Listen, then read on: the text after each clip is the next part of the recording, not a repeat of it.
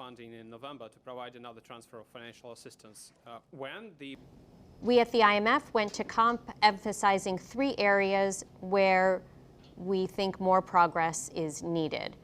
The first is on carbon pricing, where based on our analytical work, we called for a carbon price of $85 a ton, and we also, of course, noted the increase in carbon price that has been taking place, and as well as the broadening coverage of carbon pricing.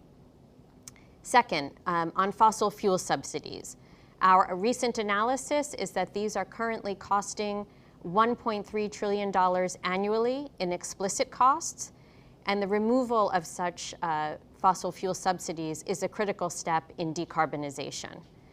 And finally, on climate financing, like others, we recognize the need for financing for decarbonization to step up.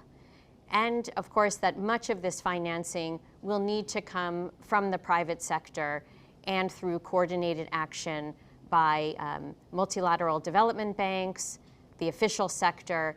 What is your updated view, especially on deflationary development, recent deflationary development on the US? And I think it's fair to say that we are focused right now, as I said, on strong, credible, politically backed stabilization plan to address Argentina's macroeconomic imbalances. Inflation is, of course, one of those imbalances, and it does require a strong and credible central bank in order to reduce inflation.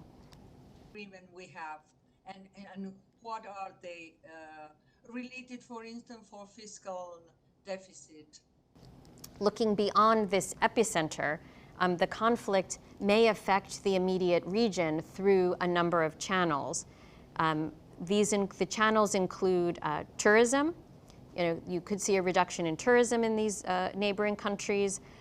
We have the potential for higher oil and gas prices, disruptions to financial markets, and disruptions to regional trade routes and the potential for higher trade costs. Ex-government Javier Milei is planning on working with the current